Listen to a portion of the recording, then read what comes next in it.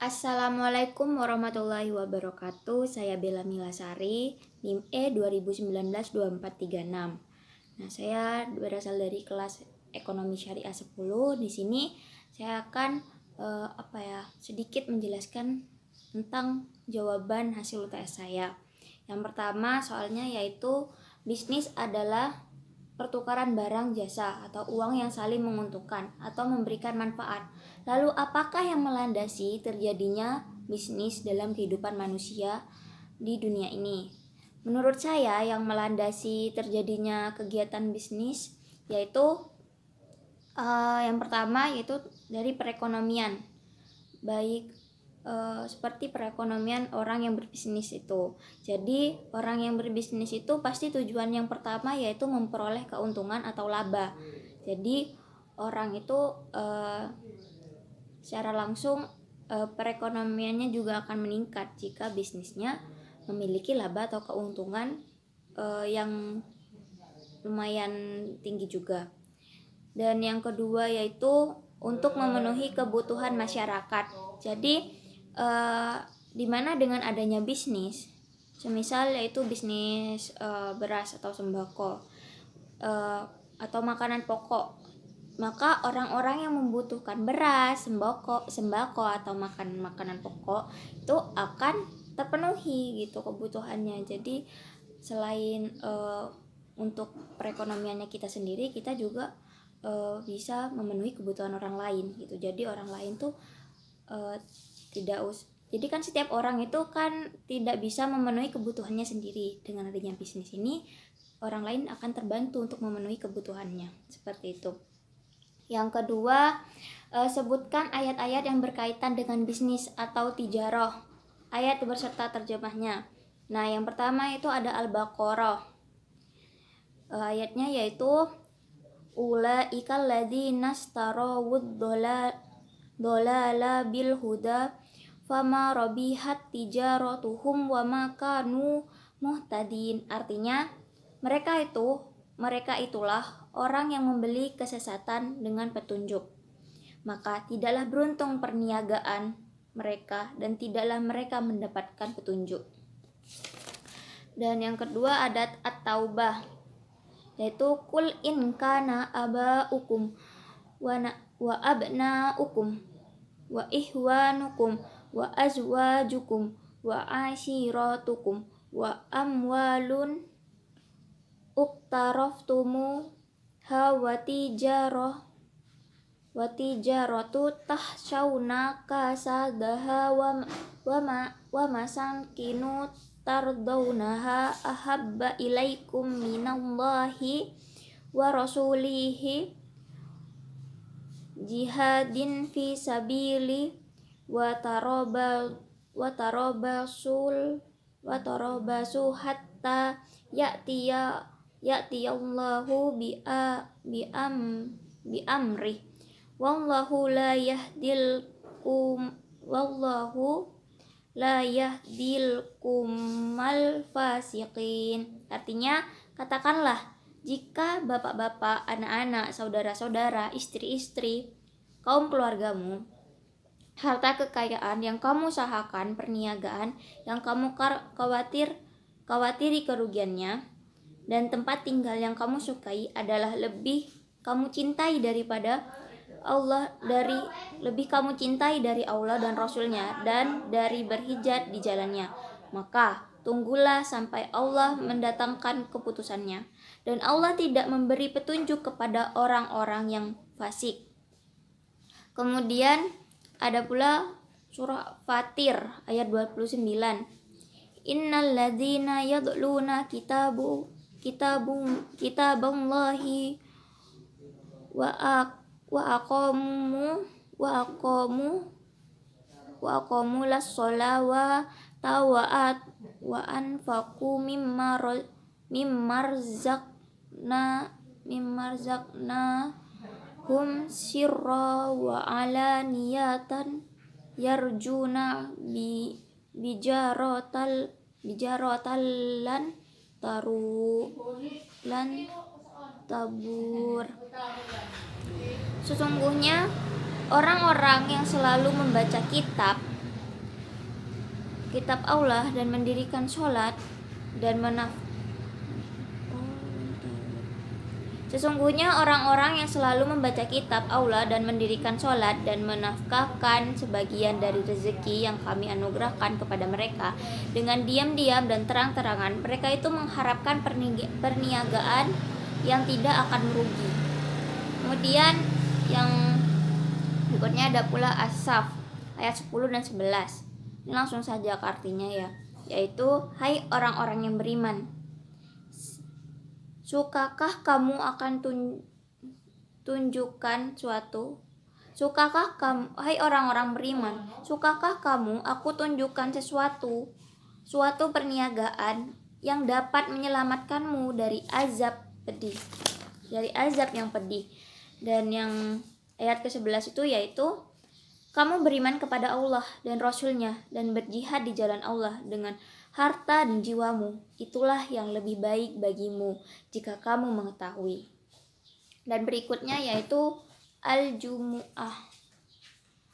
Al-Jumu'ah itu juga ada ayat 11 yang artinya, dan apabila mereka melihat perniagaan atau permainan atau mereka bubar untuk menuju kepadanya dan mereka tinggalkan kamu sedang berdiri atau berkhotbah, katakanlah, apa yang di sisi Allah lebih baik daripada permainan dan perniagaan, dan Allah sebaik-baiknya rezeki. Itu yang nomor 2. Dan selanjutnya yaitu ke nomor 3. Sebutkan dan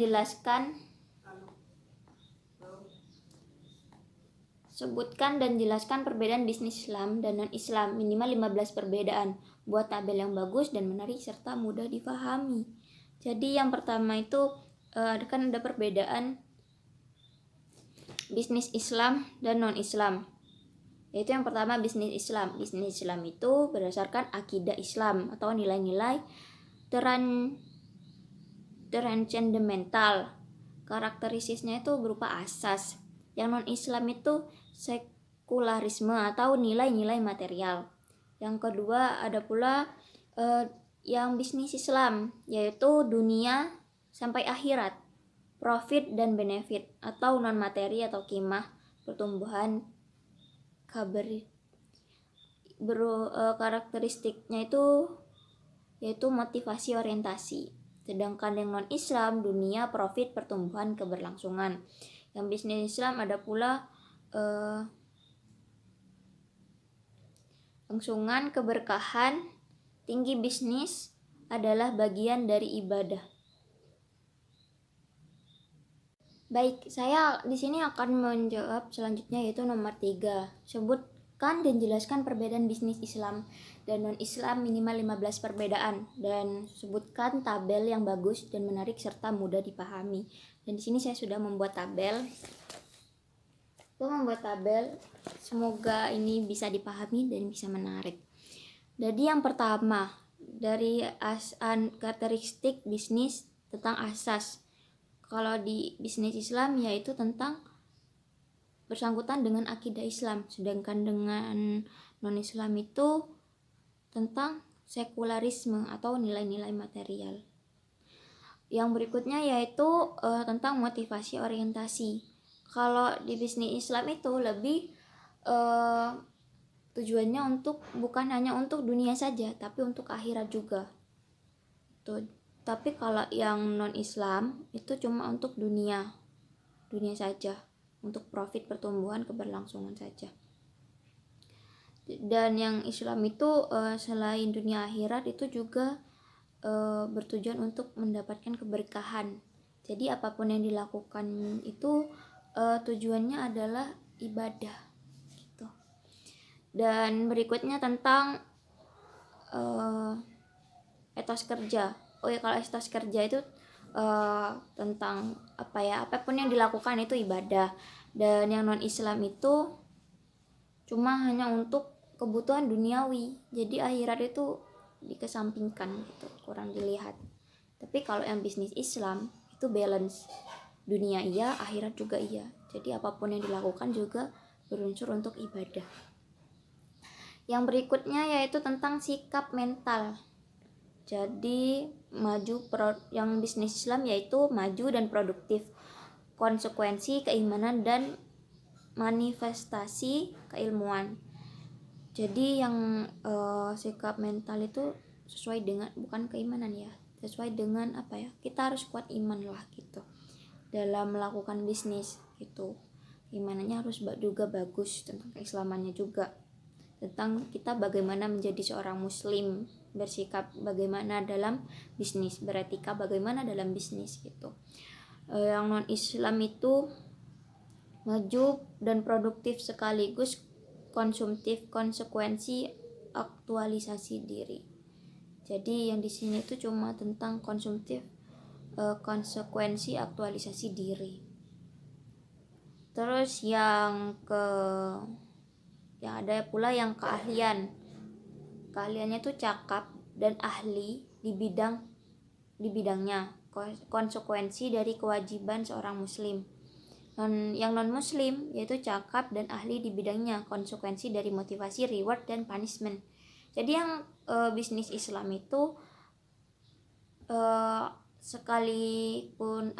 sekaligus cakap dan ahli di bidangnya, juga harus menerapkan kewajiban menjadi seorang muslim itu bagaimana, seperti itu. Dan ada pula amanah.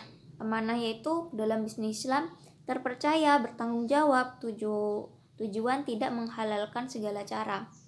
Jadi di bisnis Islam itu apapun yang dilakukan itu harus dapat dipercaya, harus terpercaya, jangan sampai membohongi orang.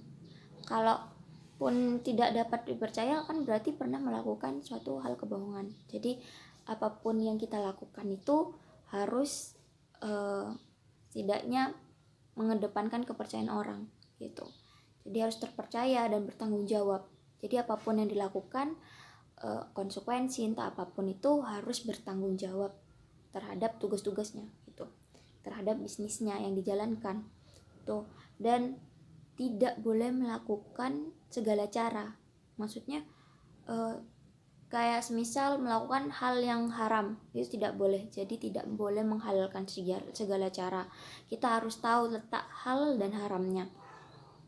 Dan yang non Islam itu tergantung kemampuan individu, tujuannya menghalalkan segala cara.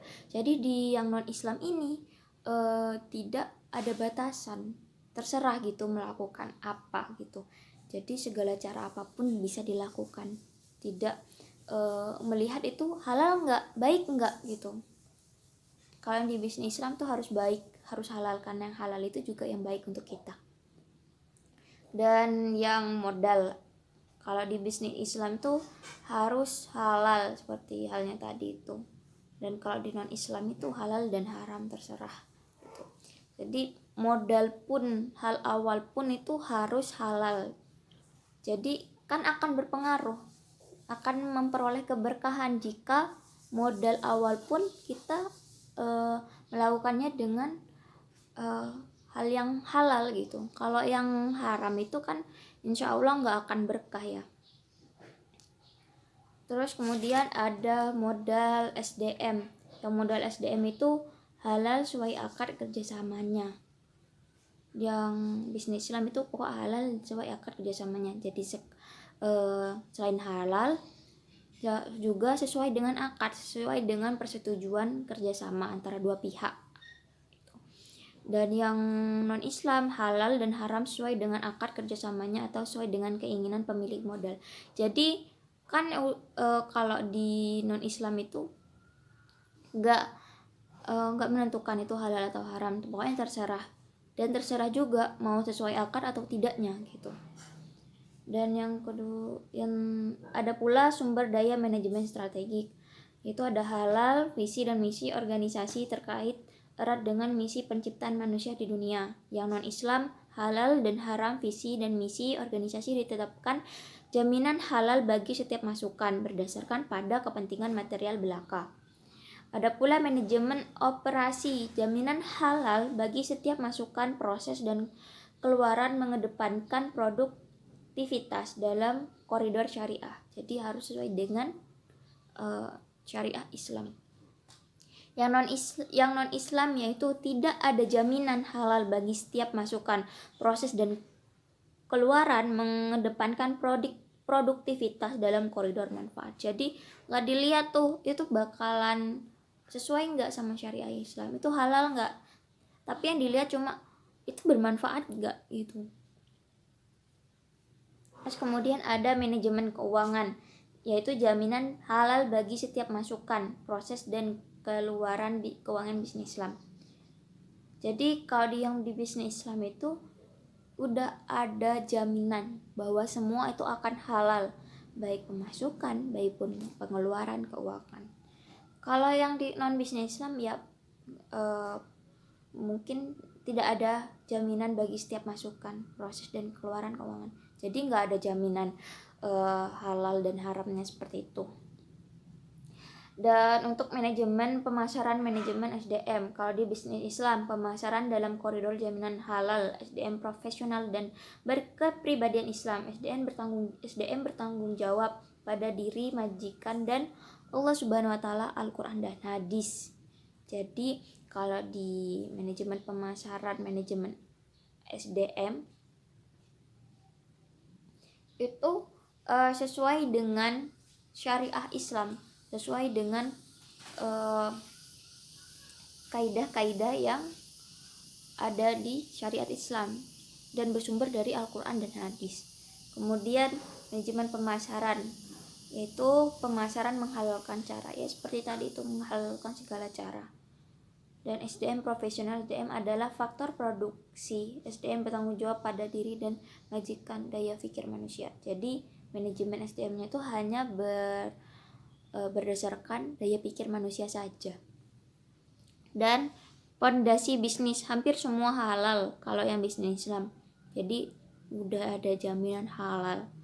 Dan yang non bisnis Islam itu halal dan haram. Jadi ya seperti tadi tuh, kalau nggak ada jaminan halalnya, terserah mau halal ataupun haram. Yang pola bisnis, kalau di bisnis Islam itu harus ada akad atau penyajian. Seperti tadi juga dijelaskan bahwa adanya akad.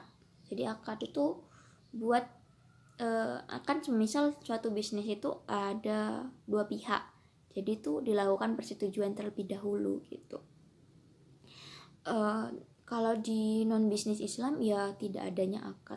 Di sana tidak adanya akad. Itu terserah, maupun pemilik individu tuh mau melakukan apa aja itu terserah. Terus kemudian benar secara syariah, implementasi bisnis yang non Islam itu, yang bisnis Islam yaitu benar secara syariah. Jadi apapun yang dilakukan tuh harus benar sesuai dengan syariah Islam. Sedangkan yang non Islam itu benar berdasarkan pola pikir. Sekali lagi, kalau yang Islam itu sesuai dengan syariah, kalau yang non Islam itu cuma didasari dengan pola pikir manusia. Yang terakhir itu ada investasi. Kalau investasi ini di sini kalau di bisnis Islam itu bagi hasil. Kalau di non Islam itu bunga. Sedangkan bunga di syariat Islam itu adalah merupakan riba, dan riba itu haram. Seperti itu. Berikutnya yaitu nomor 4. Dalam transaksi bisnis Islam, embrio kepercayaan dimulai dengan pelaksanaan transaksi atau akad yang sesuai dengan Al-Quran dan hadis. Segala pelaksanaan transaksi tersebut tujuan untuk meniadakan angka penipuan, persengketaan, ataupun segala macam dampak negatif yang timbul dari suatu transaksi. Jelaskan apa yang dimaksud dengan akad. Nah, akad itu adalah pernyataan tertulis yang memuat ijab atau penawaran dan qabul atau penerimaan berdasarkan ketentuan syarok yang berdampak pada objek. Perikatan pada akad merupakan suatu kesepakatan antara dua pihak atau lebih untuk melakukan suatu perbuatan tertentu yang dilakukan dengan sukarela dan menimbulkan kewajiban atas masing-masing secara timbal balik. Jadi itu akad tuh persetujuan antara dua pihak atau lebih dan adanya kewajiban atas masing-masing secara timbal balik. Jadi seperti itu. Kemudian Nomor 5, berikan contoh dalam studi kasus tentang bisnis yang sesuai dengan etika praktik bisnis Islami tersebut. Yang pertama itu benar. Contohnya menurut saya itu seperti kita menjual produk dalam bisnisnya, semisal kita menjual produk B, yaitu produk kosmetik yang menawarkan bahwa produk halal dan aman. Ternyata setelah diuji produknya benar-benar halal dan aman saat digunakan. Nah, itu merupakan merupakan etika yang benar. Tapi kalau saat diuji itu produknya ternyata mengandung bahan-bahan yang haram dan tidak aman digunakan, itu merupakan etika yang sudah tidak benar, seperti itu. Yang berikutnya, amanah. Contohnya itu ketika kita menjual produk dan menawarkan bahwa sebagian dari hasil penjualannya atau labanya digunakan untuk membantu anak yatim. Jadi jika ada orang yang membeli produk tersebut, sebagian dari keuntungan produk harus disisihkan untuk membantu anak yatim sesuai dengan amanah yang ditawarkan di awal.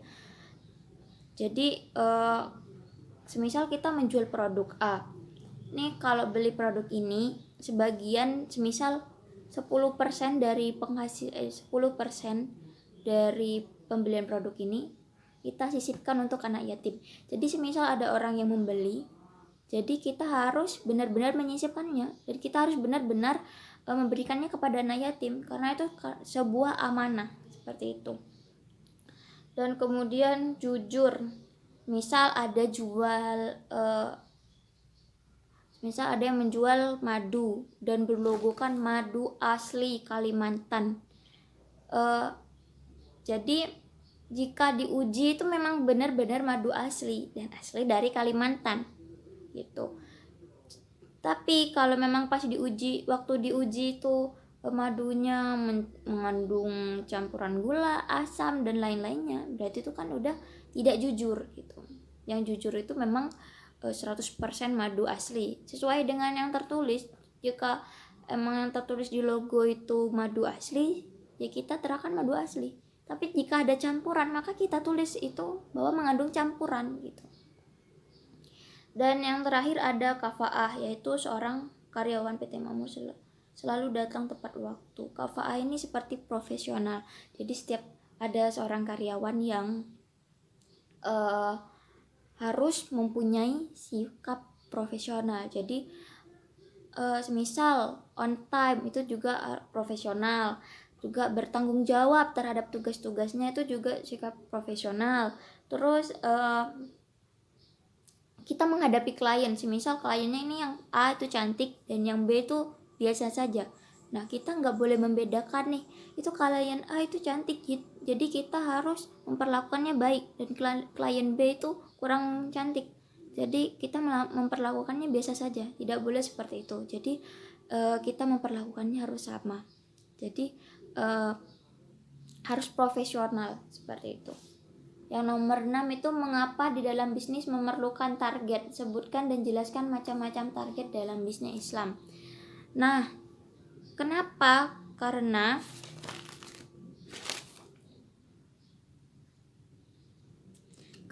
salah satu kunci keberhasilan bisnis itu adalah menentukan strategi pemasaran.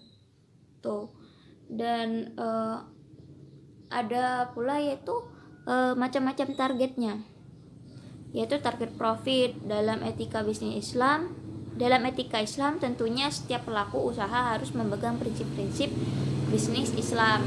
Yang kedua, target hasil. Bisnis tidak hanya berfokus mencari profit, tetapi juga harus memperoleh dan memberikan benefit atau keuntungan non-materi internal organisasi, perusahaan, dan akses lingkungan seperti terciptanya suasana persaudaraan, kepedulian, dan sebagainya. Yang ketiga, ada target pertumbuhan. Perusahaan berupaya menjaga pertumbuhan agar selalu meningkat dan tetap sesuai dengan syariah. Dan yang keempat, target keberkahan. Jadi semua tujuan yang dicapai tidak akan berarti apa-apa jika ada target di dalamnya yang tidak berkah. Jadi target semua pada intinya tujuannya itu untuk mendapatkan keberkahan. Yang ketujuh, soal nomor 7 yaitu bagaimana cara meningkatkan pertumbuhan perusahaan yang sesuai dengan syariat Islam. Yang pertama yaitu membentuk tim yang solid. Jadi dengan adanya tim solid tuh pertumbuhan meningkatnya pertumbuhan suatu usaha itu.